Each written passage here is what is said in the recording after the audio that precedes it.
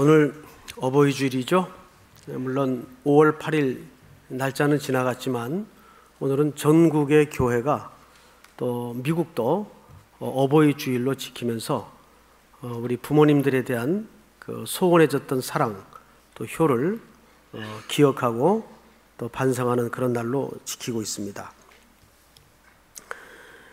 영국 문화원에서 개원 70주년 기념으로 재밌는 설문을 하나 했어요.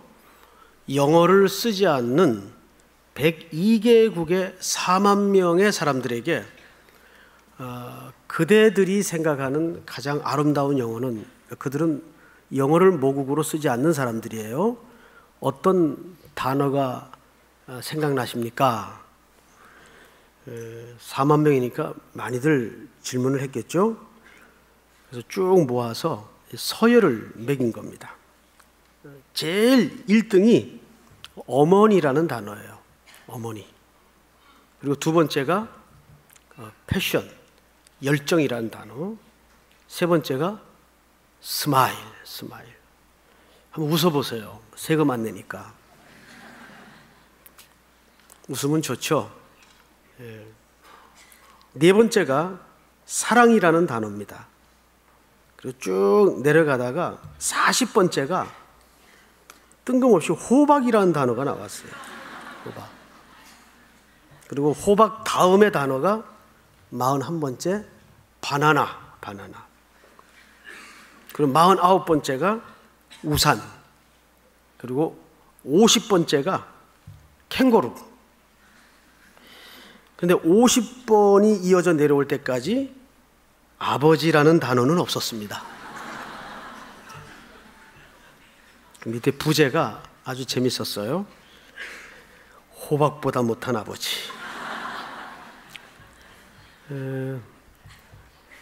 아버지 자리가 늘 그렇죠. 정말 중요하고 절실할 때는 중요하고 절실한지를 모르죠. 아버지 자리를. 어떤 글에 보니까 사람이 나이 변천에 따라서 아버지에 대한 이해가 어떻게 달라지는가를 이렇게 설명을 했더군요. 4살 때는 우리 아빠는 무엇이나 할 수 있다. 그렇게 아이들이 착각을 한다는 거죠. 그리고 이제 7살이 되면 우리 아빠는 정말 아는 것이 많다. 그러다가 이제 학교를 들어가죠. 8살이 되면 아빠와 선생님 중에 누가 더 높을까라는 생각을 갖게 된대요. 그리고 이제 곧 초등학교를 졸업할 12살쯤 되면 아빠는 모르는 것이 참 많다. 그리고 이제 중학교에 올라가서 아이들이 제일 혼란기죠. 우리 아버지요? 세대 차이 나요. 이렇게 인식을 갖게 된다는 거죠. 그리고 25살쯤 되면 아버지를 이해는 하지만 기성세대잖아요. 30살쯤이 되면 아버지의 의견도 일리가 있죠. 그리고 이제 불혹의 나이인 40이 되고 이제 자녀들이 한둘씩 머리가 코 올라오면 여보, 우리가 이 일을 결정하기 전에 아버지 의견 한번 들어봅시다. 이렇게 된대요. 그리고 이제 초로의 나이인 50이 넘어가면 우리 아버님은 훌륭한 분이었어. 그리고 이제 인생의 햇빛자락이 얼마 남지 않은 60이 넘어가기 시작하면 아버지께서 살아계셨다면 꼭 조언을 들었을 텐데 늘 아버지란 두고두고 돌아가신 뒤에 하셨던 말씀이 생각나는 분. 그렇죠? 그리고 그 글 말미에 이런 내용이 있어요. 아버지란 늘 돌아가신 다음에야 보고 싶어지는 분이다. 아버지는 가정에서 어른인 체를 해야 하지만 친한 친구나 마음 통하는 사람을 만나면 그지없이 천진난만한 소년이 된다. 늘 아버지는 뒷동산 큰 바위 같은 분이고 시골 마을의 느티나무 같은 그늘이죠. 어느 날 거울을 보면 거기 아버지 얼굴이 있고 어머니 얼굴이 있죠. 그때쯤 이미 아버지 어머니는 이 땅의 분들이 아닐 경우가 거의 대부분입니다. 우리는 매주 5월 둘째 주면 어버이 주일로 지킵니다. 그리고 우리에게는 5월 8일 날 어버이날이라는 좋은 전통이 있죠. 근데 유래를 들여다보면 이 어버이날의 전통은 우리 민족이 생성한 날은 아닙니다. 미국에서 건너왔죠. 1903년에 미국에 가면 동부에 필라델피아라는 아주 아름다운 도시가 있어요. 거기 어느 조그만 마을에 에너자비스라는 그 교회학교 선생님이 안나라는 딸을 데리고 홀로 살고 있었습니다. 그러다가 이제 나이가 먹고 몸이 병이 들어서 돌아가시게 됩니다. 홀로 남은 안나는 그 이듬해부터 어머니 기일을 기념해서 교회 어머니 연배쯤 되는 어르신들에게 어머니를 추모하고 추억하면서 가슴에 하얀 카네이션을 달아주기 시작했습니다. 이것이 마을에서 소리 소문 없이 번져가면서 너도 나도 할 것 없이 조그만 전통이 되어갑니다. 이걸 1914년도 미국 의회에서 이제 마더스 데이라는 날을 제정하게 되고 또 5월 둘째 주일을 어머니 주일로 지키게 됩니다. 그러다가 1956년도에 이것이 우리나라로 수입이 되옵니다. 그때 이제 우리나라는 5월 8일을 어머니날로 정해서 또 열흘 후인가요? 일주일 후인가요? 5월 15일인가요? 10일 그 아버지 날이라고 있었어요. 그때 날짜는 정확치 않은데 이 두 날을 합해가지고 어버이날로 결정을 하게 되고 정식으로 74년도에 국가 휴일로 지키게 되죠. 뭐 이런 날을 국가가 만들어서 지키게 하는 것 자체는 뭐 시비 걸 이유는 없는데 좋죠. 중요한 것은 엘빈 토플러라는 분이 미래충격이라는 그 유명한 저서에서 이미 종말에 대한 그 여러 가지 그 징후들을 몇 가지 예단을 했는데 그 중에 하나가 가정의 개념의 붕괴를 설명했습니다. 이제 싱글 가족이 늘어나면서 기본 전통적인 가족의 가치나 개념은 무너질 것이다. 여기에 부수적인 현상으로 아기를 태아 상점, 다시 말해서 아기를 가지고 싶은데 쉽지 않잖아요. 싱글 가족은 늘어나고. 그래서 그런 거를 매매하는 직업이 중요한 직업으로 부상할 것이다. 이런 예견을 내놓습니다. 어느 교수님이 수업 시간에 이런 날이었던 것 같아요. 학생들에게 이제 부모에 대해서 글을 쓰라고 과제를 내준 겁니다. 남학생들은 이런 쪽에 좀 정서가 굳지 않습니까? 그래서 천편일률적인 글들이 나왔어요.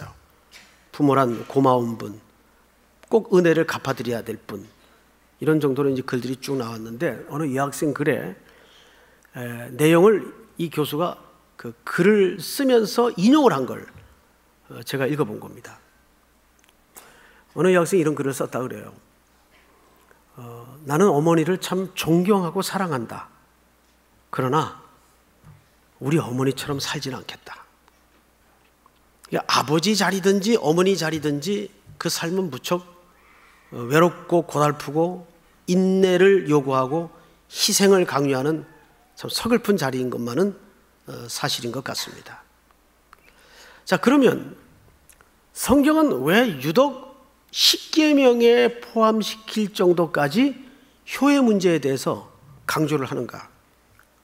바울 서신을 보면 말세에 나타날 여러 징조를 설명할 때 반드시 빠지지 않는 항목 하나가 뭐냐면 말세에 고통하는 때가 이르리니 부모를 거역하며 라는 표현이 있어요. 부모를 거역하며. 그 말세의 징조 중에 하나가 부모를 거역하는 일들이 더 심화될 것이라는 것을 그의 글마다 성령의 감동으로 남겨놓습니다. 이제 그 이유에 대해서 우리가 좀 들여다보겠는데, 이 효의 문제는 단순히 윤리도덕의 문제를 뛰어넘어서 굉장히 중요한 구속의 원리가 이 관계 속에 담겨져 있기 때문입니다. 그래서 오늘 에베소 6장을 좀 열어보세요. 에베소서 6장. 6장을 열어놓고 앞을 잠깐 보고 본문을 보십시다. 여러분, 원래 성경책은 장절이라는 개념이 없었어요. 원래 기록할 때 최초에는 책별로 그냥 기록을 했습니다. 에베소서, 빌립보서, 창세기 이렇게 통으로 돼 있었지 장절이라는 개념이 구분이 없었어요. 그러다가 이 성경을 이렇게 베껴 쓰는 사본학자들이 공부를 하고 성경을 베껴 쓰면서 굉장히 불편함을 느꼈습니다. 야, 이거 후대의 사람들이 책을 읽거나 연구를 할 때 굉장히 불편하겠다. 뭐 한 구절을 찾으려면 그 몇 페이지를 넘기면 이런 식으로 설명을 해야 되니까. 그래서 고민 끝에, 연구 끝에 장을 나누고 절을 나누게 됐어요. 근데 장을 나누고 절을 나눌 때 기준이 내용으로 구분을 하고 내용으로 절을 나눴어요. 그러다 보니까 장절을 나눌 때 조금 무리한 작업이 곳곳에 발견이 되었습니다. 아주 좀 무리하게 나눴다. 대표적인 경우가 오늘 6장입니다. 사실 이 6장은 여기서 끊어서 6장이라고 새로 시작해야 될 항목이 아니고 어디서 끊어야 되냐면 5장 15절에서 끊어야 돼요. 자, 볼까요? 5장 15절. 여기서부터 한번 읽어보겠습니다. 저하고 교독을 합니다.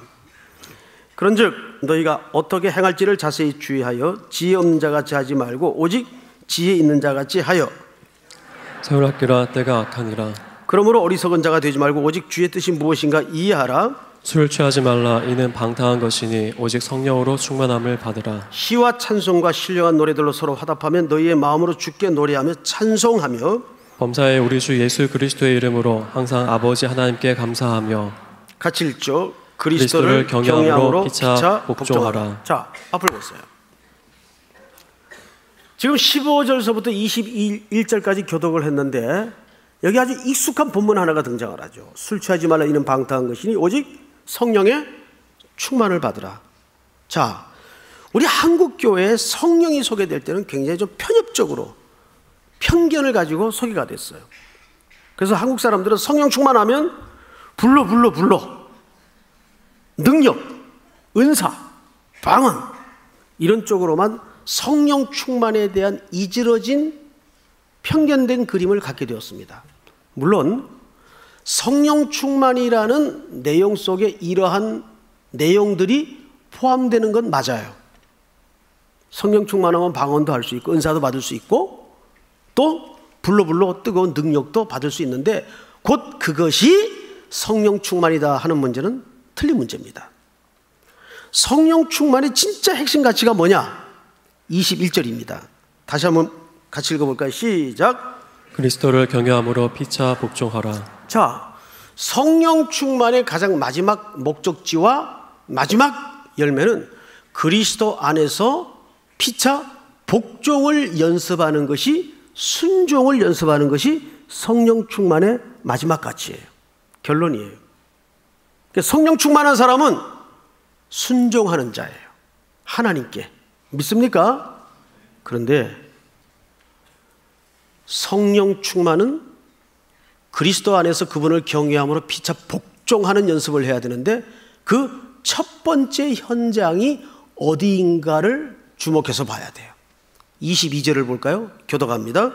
아내들이여 자기 남편에게 복종하기를 주께 하듯 하라. 시작. 이는 남편의 아내의 머리됨이 그리스도께서 교회의 머리됨과 같음이니 그가 바로 몸의 구주시니라. 그러므로 교회가 그리스도에게 하듯 아내들도 범사에 자기 남편에게 복종할지니라. 남편들아 아내 사랑하기를 그리스도께서 교회를 사랑하시고 그 교회를 위하여 자신을 주심같이 하라. 30절로 넘어갑니다. 우리는 그 몸의 지체임이라. 시작. 그러므로 사람이 부모를 떠나 그의 아내와 합하여 그 둘이 한 육체가 될지니 이 비밀이 크도다. 나는 그리스도와 교회에 대하여 말하노라. 그러나 너희도 각각 자기의 아내 사랑하기를 자신같이 하고 아내도 자기 남편을 존경하라. 자녀들아 주 안에서 너희 부모에게 순종하라. 이것이 옳으니라. 아멘. 자, 이제 앞을 보세요. 자, 여러분, 지금 에베소서 5장 15절서부터 9절을 잘 보세요. 오직 성령의 충만을 받으라. 성령 충만이 뭔데? 그리스도를 경외함으로 피차 그 안에서 복종을 연습하는 거예요. 순종을 연습하는 거예요. 근데 그 첫 번째 현장을 어디로 지금 요구하고 있습니까? 어디로 요구하고 있어요? 가정이에요. 대성이처럼 굴면 안 돼요. 우리 3.1 뉴스 봤잖아요, 지금 방금. 거기 나오는 친구 이름이 대성이죠? 물론 이제 설정이지만, 그 어느 목사님이 강대상에서는 능력 있고 천사의 말을 하는데 집에만 들어가면 험한 말에 애들 잡고 사모님 나무라고, 이 장난이 아닌 거예요. 그러니까 사모님이 견디다 못해서 화가 나가지고 말 끝에 여보 차라리 이럴 바에는 우리 이불 싸가지고 강대상에 올라가서 삽시다. 왜?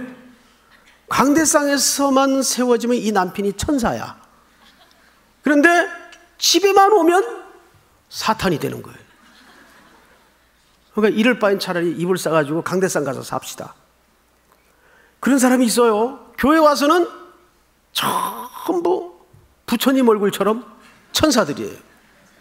아, 그 부처님 얼굴이 얼마나 성령 충만한 얼굴이에요? 응? 할렐루야. 그러면서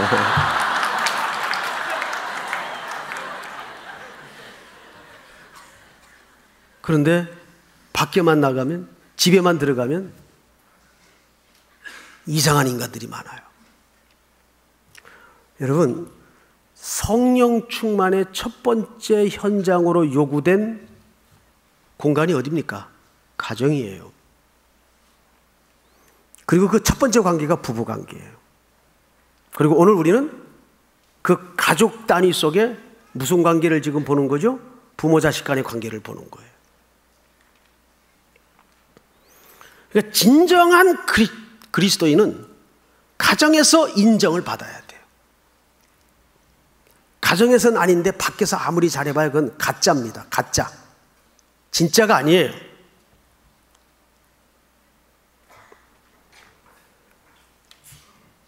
그러니까 어느 재밌는 설문 가운데 당신이 다시 결혼을 한다면 지금 배우자와 결혼하겠는가? 그랬더니 놀랍게도 85%가 골이 비었냐 그러더래요. 85%가. 참 서글픈 이야기죠. 자, 그러면 이제 오늘 본문으로 들어가지. 그 연장선상에서 오늘 본문을 봐야 된다 그 말이에요. 아멘? 자, 첫 번째, 자녀들아, 또 앞을 보세요. 제가 이제 아주 자세하게 한 절 한 절에 담아진 의미가 무언가를 설명드리면서 결론을 같이 찾아보도록 하겠습니다. 설교의 결론은 목사가 준비하는 게 아니에요. 성경에서 말하고 있는 결론을 저와 여러분들이 같이 발견하는 현장이죠. 자녀들아, 테크나라고 돼 있어요. 이 원문이 보면. 제가 언젠가 한 말씀드렸죠. 기억이 안 나면 제 이름을 그냥 부르라고. 테크나. 이게 자녀들아 그 말이에요. 테크나. 그런데 여러분들한테 한번 여쭤볼 게 있어요. 성경은 인류 보편적 가치입니까? 예수 믿는 사람들에게만 말한 가치입니까? 그거 잊어버리지 마세요. 성경은 인류 보편적 가치입니다. 우리가 착각을 하는 것은 우리는 예수 그리스도의 보혈의 은혜로 구속함을 입어서 이것을 깨달아 믿을 뿐이고, 저들은 이 하나님의 말씀을 타락하고 죄에 빠졌기 때문에 보지 못할 뿐이고 차이예요. 모든 성경의 내용과 지향점은 인류 보편적 가치를 담고 있어요. 십계명도 마찬가지, 그런 차원에서. 자, 그렇다면 자녀들아, 지금부터 하고자 하는 얘기는 예수 믿는 자들에게만 해당되는 얘기일까요? 안 믿는 자들에게도 해당되는 얘기일까요? 안 믿는 자들에게도 사실은 해당되는 보편적 가치를 얘기하는 거라고요. 자, 그런데 그 다음 절을 볼까요? 자녀들아, 주 안에서. 자, 또 앞을 보세요. 안에서의 반대 개념은 뭘까요? 밖에서. 제가 전도사 시절에 모 교회에서 대학생들을 이제 지도하고 있었어요. 그 대학부에 한 녀석이 유학을 갔어요. MIT 공과대학으로 유학을 갔어요. 그 어머니가 교회 권사님인데 아주 꽃꽂이를 잘하시고 굉장히 활달한 분이에요. 근데 한날은 그 어머니한테 전화가 좀 아주 목소리가 안 좋게 불편하게 왔습니다. 전사님 오늘 시간 좀 있으세요? 예. 왜 그러세요? 우리 아이 때문에 상담 좀 하겠대요. 그 아이가 미국에 유학을 가가지고 그 가까운 한인교회 이제 들어가서 멤버십을 가지고 성경 공부를 하는데 그 어느 전도사님이 성경 공부를 가르치면서 이 대목을 설명하다가 자녀들아 주 안에서 너희 부모에게 순종하라. 이 말을 어떻게 해석을 했는가 하면 그러니까 예수 믿는 부모에게만 순종해야 된다. 이렇게 해석을 해버렸어요. 그렇게 해석하기가 쉽죠. 주 안에서 너희 부모에게 순종하라. 그러니까 예수 안 믿는 부모에게 순종 안 해도 된다. 이런 흑백 논리로 이 본문을 가리키고 말았습니다. 잘못된 해석이죠. 여기 주 안에서라는 말은 주 밖에서의 반대 개념으로서 아니에요. 그럼 뭐냐? 들어보세요. 적어도 예수 그리스도를 구주로 고백하여 주 안에 원리와 통치와 복종으로 살고자 하는 자는 그 말이에요. 그 말을 어떻게 표현했다고요? 주 안에서. 즉 이 말은 무슨 말인가 하면 예수 그리스도를 구주로 고백해서 새로운 생명을 얻고 주님의 긍휼을 입은 하나님의 백성은 그 말이에요. 백성을 어떻게 하라는 얘기예요? 부모에게 믿는 부모든 안 믿는 부모든 공경하고 순종해야 된다 그 말이에요. 믿습니까? 그러니까 주 밖에 있는 예수 안 믿는 부모에게는 순종 안 해도 된다. 이런 안과 밖의 개념이 아니라고요. 적어도 여러분 각자가 그리스도 안에 구속함을 입고 은혜를 경험한 자는 그 부모가 믿지 않는 부모일지라도 순종하고 공경하고 사랑하고 효도를 해야 된다 그 말이에요. 자, 그 다음에 보십시다. 주 안에서 너희 부모에게 뭐 하라? 순종하라 그랬어요. 자, 또 앞을 보세요. 여기 순종하라라는 말은 휘포쿠아라는 말을 써요. 휘포쿠오 또는 휘포쿠아. 휘포라는 말은 전치사예요. 무엇 아래서 잘 듣는 태도를 얘기합니다. 그게 순종이에요. 누구의 권위 아래서 잘 듣는 태도. 자, 이게 왜 중요하냐 하면 우리가 가장 죄인이 타락해서 망가진 관계가 부모에 대한 권위를 인정하지 않는 마음으로 병이 들었어요. 이게 제일 안 돼요. 여러분 한번 겪어보세요. 이게 그렇게 안 되더라고요. 그래서 어떤 부모의 권위 아래서 잘 듣는 태도를 가지는 것은 곧 하나님의 말씀을 듣는 태도를 연습하는 중요한 통로예요. 그래서 효의 문제는 단순히 윤리나 부모님 잘 모셔야 된다는 차원을 넘어서 구속받은 백성들이 하나님 공경을 연습하는 툴이라고요. 보이지 않는 하나님을 우리가 공경한다 그러죠. 아니, 눈으로 멀쩡히 보여지는 부모를 공경 못하면서 그 말도 안 듣는데 어떻게 보이지 않는 하나님의 말씀을 청종할 수 있겠어요? 그래서 하나님은 하나님을 대신해서 부모를 이 땅에 보내셨습니다. 그래서 그 부모의 몸을 통해서 생명이 나오도록 돼 있어요. 우리 생명의, 육신의 생명의 근거와 출처가 누굽니까? 육신의 부모예요. 그래서 그 부모의 권위 밑에 잘 듣는 이 훈련과 연습을 통해서 우리의 타락을 회복하여 가는 거예요.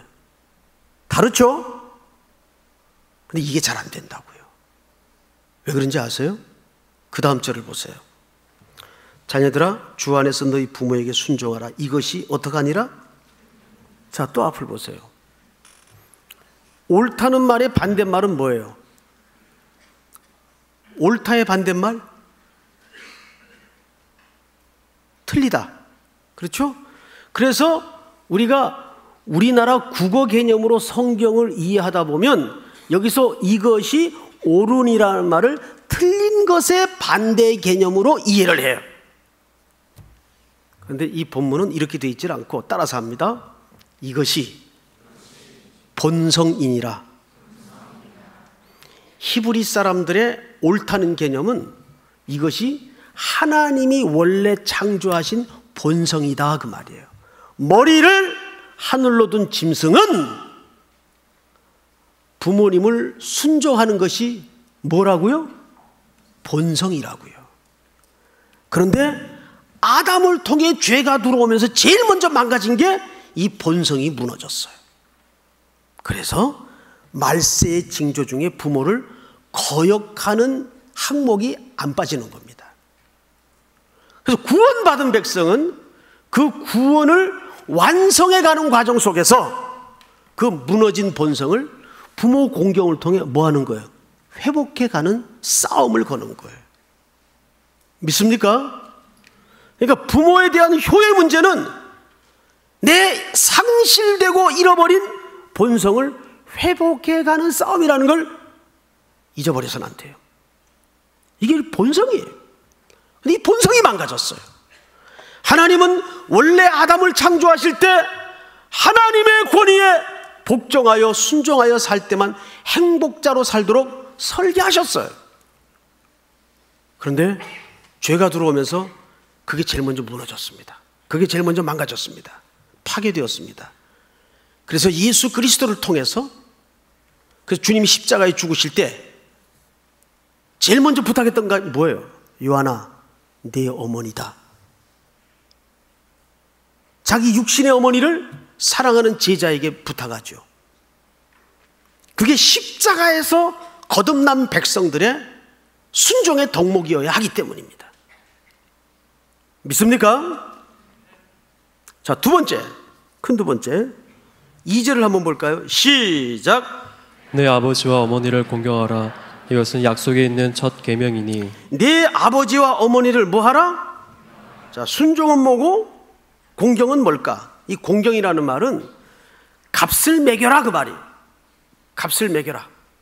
이 값을 매기라는 말은 말이 어디서 어원이 시작이 되었는가 하면 비중 있게 여겨라.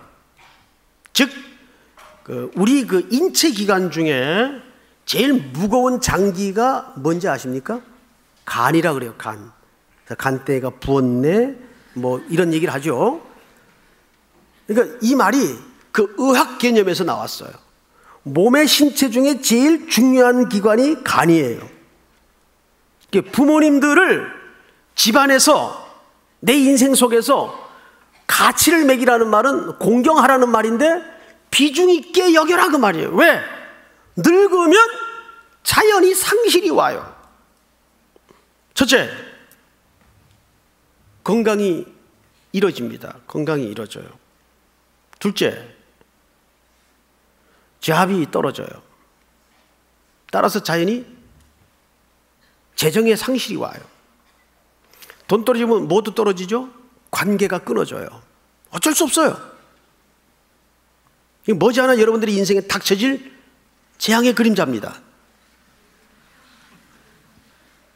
그리고 관계가 끊어지면 정서적으로 무너져요. 5대 상실입니다. 5대 상실.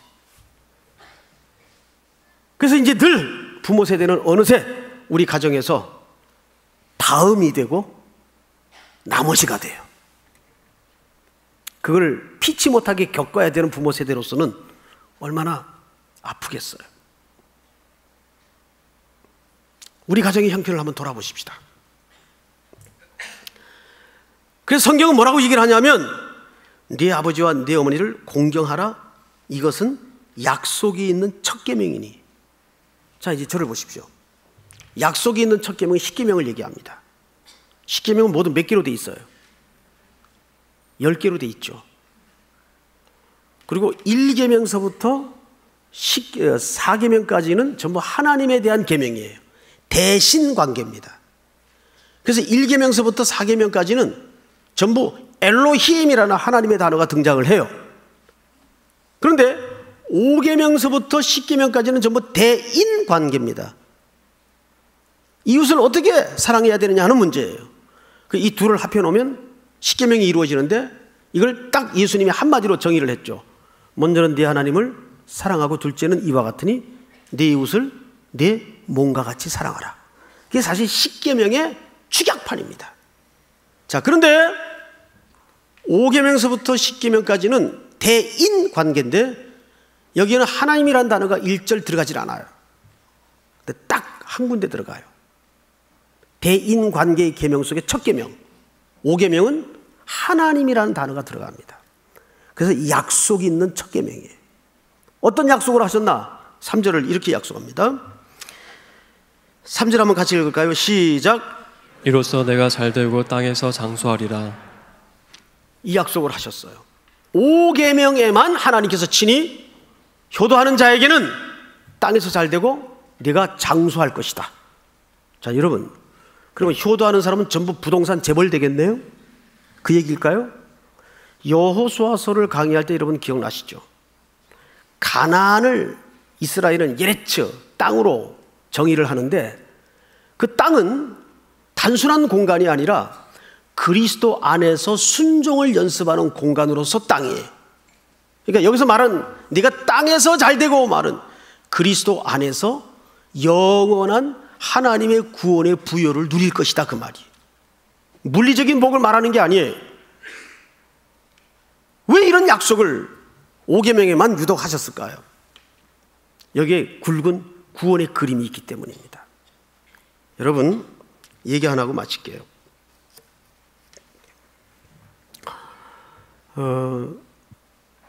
가끔 이제 청년들 이제 가정사에 상담을 받게 되면 어떤 친구들 참 기가 막히게 지내요. 제가 그 친구 얘기 들으면서 동의는 할 수 없는데 이해가 돼요. 뭐라 그러냐면, 목사님, 우리 아버지 겪어보셨어요? 근데 네 아버지를 왜 겪냐? 목사님, 우리 아버지하고 한번 하루만 지내보세요. 그리고 쭉 아버지에 대해서 그 겪었던 대못 바뀌었던 아픔을 얘기하는데, 야, 뭐 그런 인간이 있나 싶을 정도로 정말 얘가 이해가 돼요. 근데 얘가 말 끝에,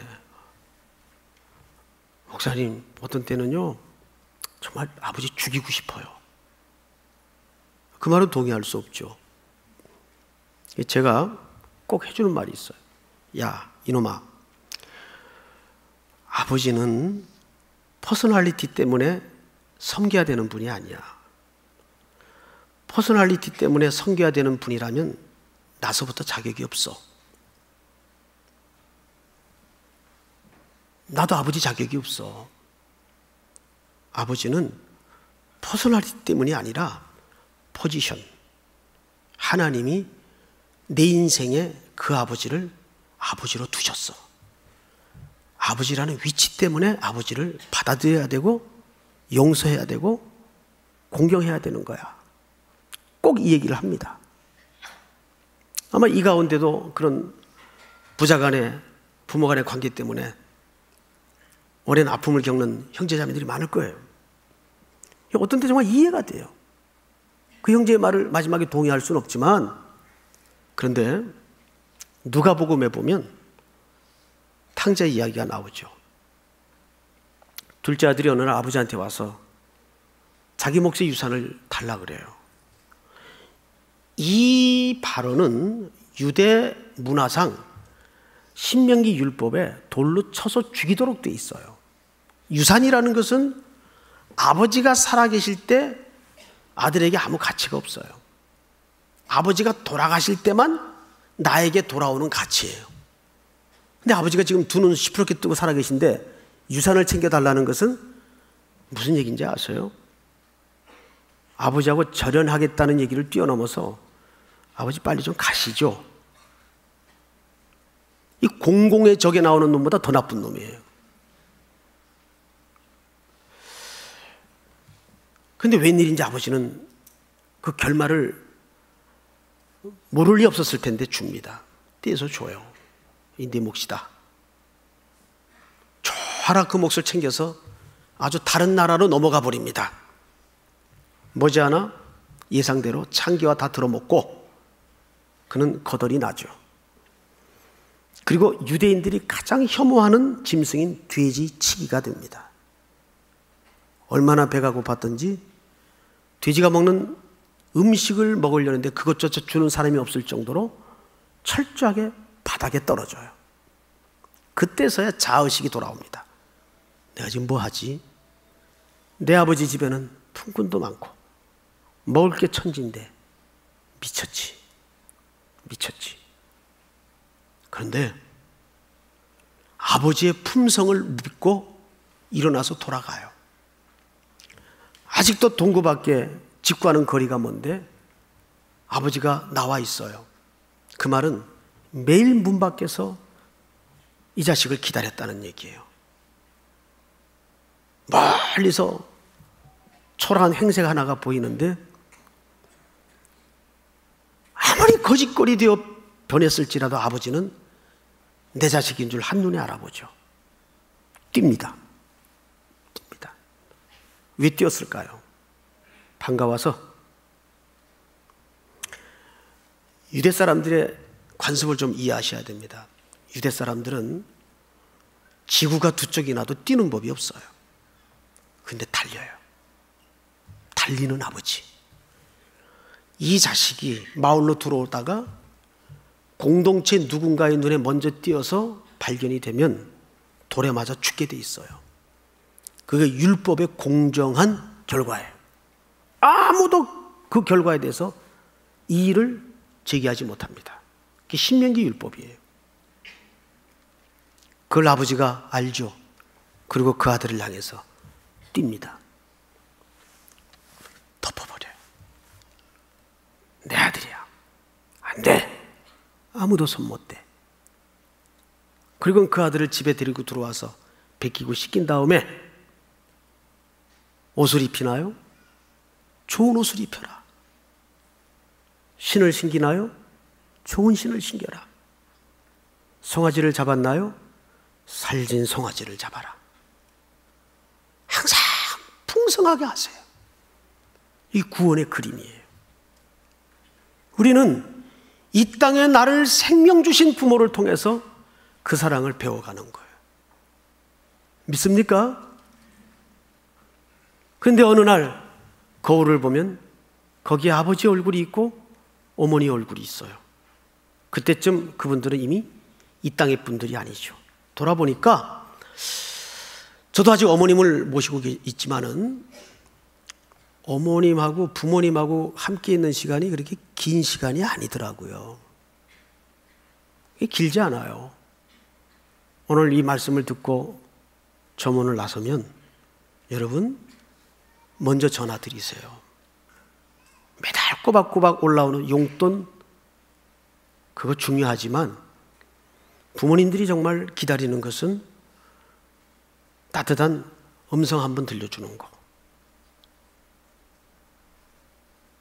한번 말 건네주는 거, 한번 알아주는 거. 늙으면 어린아이가 된다 그러잖아요. 꼭 어린아이가 되더라고요. 그러나 우리는 그 부모를 통해서 이 땅에 생명을 얻었어요. 그리고 그 부모를 통해서 아버지의 구원을 배워요. 그리고 그분의 사랑을 배우죠. 오늘도 이 말씀이 들은 것으로 끝나서는 안 되고 삶으로 예배 현장에서 다시 한번 회복되어지고, 내가 평생 남은 길 동안 살아계신 부모님에게 이미 이 땅의 분이 아니시라면 또 좋은 부모가 되도록 그렇게 애쓰고 힘쓰는 순종이 있기를 주의 이름으로 축복합니다. 다 일어나십시다.